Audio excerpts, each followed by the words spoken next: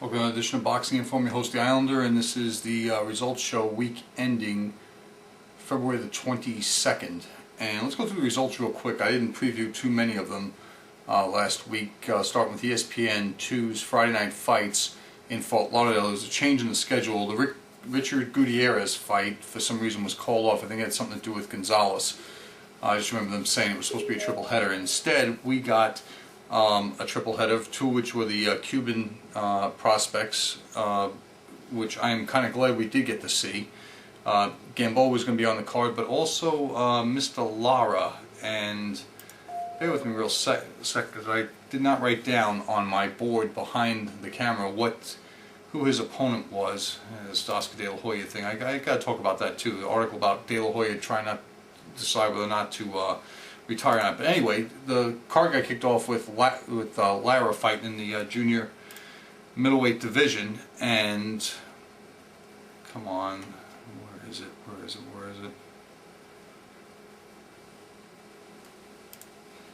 And again, he scored a devastating first round knockout. And the thing that's impressive about this, even though he's only had 4 fights, is that I've seen prospects knock out tomato cans before, and it's nothing to get that excited about. But it's kind of the way he does it with the poise and the skill. He's a southpaw, uses the jab real good, and throws his punches straight as an arrow. And does it. One of the things, if you get to see him again and watch him, the thing to really appreciate is his distance control. Is that he doesn't start throwing a punch until his feet are moving him into position. And it's the combination of that makes his punching power so devastating. He just absolutely demolished this opponent they put in front of him, and I'll tell you his name really quick. Let's go internet. Larra, Keith Gross. And Larra's now 4-0 with 3 knockouts, and Gross is 3-1. They were both undefeated.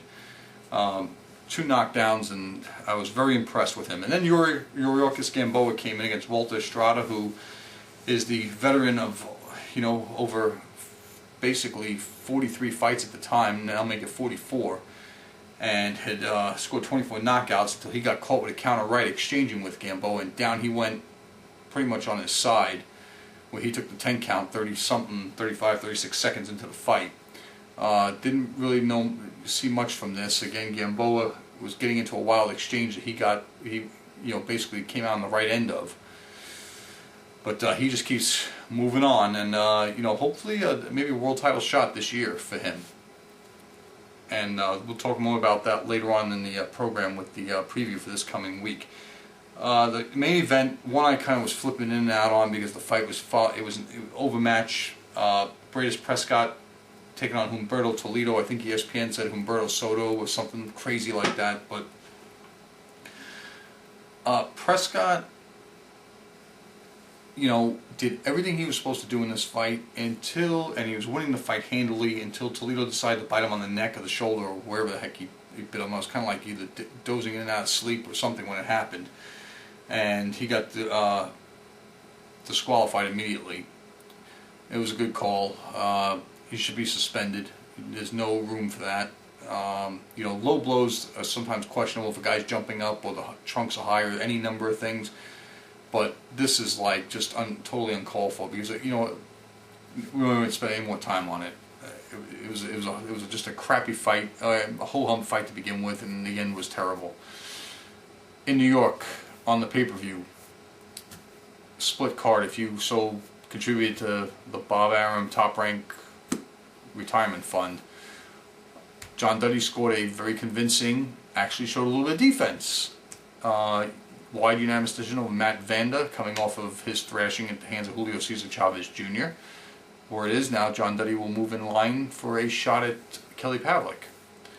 Miguel Cotto made his first comeback with all his new tattoos against Michael Jennings, straight from the UK.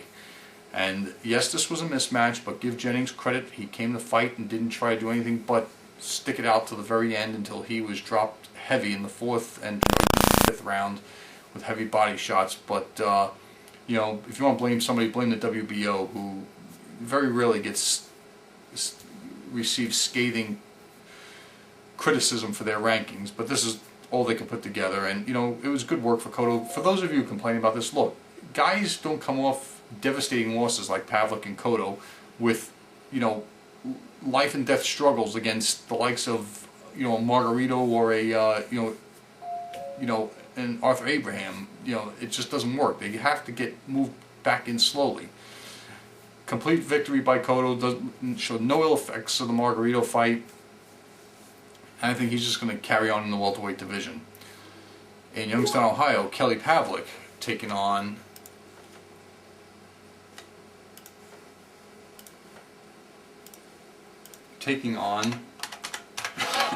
excuse me, Marco Antonio Rubio. And again, this was a bludgeoning in which Rubio really didn't offer much, although he did connect a couple times in the fight, and Pavlik pounded him, you know, wildly with his right hand to the body, jabs, and strong left hand to the head, backed Rubio up. The guy who gave ground in this fight was going to lose, and it was Rubio. And finally, his corner had seen enough after the 9th round and called it a day. And you know, somebody, I guess maybe it was Die All Day, was asking, you know, why, you know, Pavlik should have got rid of this guy. But, you know, Marco Antonio Rubio has fought all his life trying to get a title shot. Guys like that are blue collar don't go away easy no matter what they're put through. Good win for Pavlik. Let's hope he and Abraham or he and Sturm fight sometime before the end of this year. No more playing around with the Golden Boy promotions and any of that other stuff. I really, I'm going to try to get in touch with Top Rank because I want to do an interview with Bob Arum and see what his take is on all this. You know, Golden Boy trying to ruin his fighters on top of HBO thinking they can rule boxing, and that's why this was on pay-per-view, folks, because HBO thinks that they run boxing and they wouldn't approve either one of these two opponents for Cotto or Pavlik. They let Roy Jones fight every tomato can in the light heavyweight division, like, you know, just name them all. You know, 2-round knockouts and stuff like that, but not Cotto or Pavlik. Alright, that's it for the results. Let's get on real quick to the fights for this week, because I want to spend a little bit of time on a couple of them. Glen Johnson versus Daniel Judas. This is a rematch on Friday night, the 27th, on ESPN2. I don't know how Glen Johnson didn't get this guy out of here the first time they fought, and I'm going to go with Johnson by a stoppage this time around. There's something, he must have been sick of something. Go with Johnson by a stoppage. Also, same night, on Showtime, Newark, New Jersey, Tomas Adamek makes the first title defense of his IBF and Ring Magazine Cruiserweight title against Jonathan Banks. Very dangerous fighter, Mr. Jonathan Banks. I do think, though, that he's going to get brave once too often, and Mr. Adamek is going to catch him. But, you know, I'm going to go with Adamek. I've made a mistake before by betting against, I wouldn't say betting because I don't bet, by picking against him, and I'll go with the champion in this fight. Alright, the 28th, Saturday night in Houston, Texas. Doubleheader on HBO. The most intriguing of all the fights coming up this week, Chris the Dragon John from Indonesia, the WBA featherweight champion of the world, taking on Rocky Juarez. For Rocky, I think this is the 5th and final shot at a world title. If you don't do it in 5 tries, it's over for you. And Chris John, we're going to see how a fighter from the Far East makes the trek to the United States. Generally speaking, it has been bad. Manny Pacquiao is the only one to perform at the elite level who has done that. And I'm talking going back to any of them, from Injin Chi, who barely had a competitive fight against Eric Morales, or Mungchai Kitakasim, who got absolutely demolished by Michael Carvajal. Don't expect this in this fight. I'm actually going with the champion in a clear-cut decision. I think he knows enough, and from what I've seen of video footage of him, is that he uses the ring very well with his awkward movements. He's going to keep Juarez on the outside, stay away from Juarez's power, and he should win a clear-cut decision. If Barrios could give Juarez all the trouble he did by pretty much outboxing him, Chris John will do it. He should have no trouble. The main event, Juan Manuel Marquez versus Juan Diaz.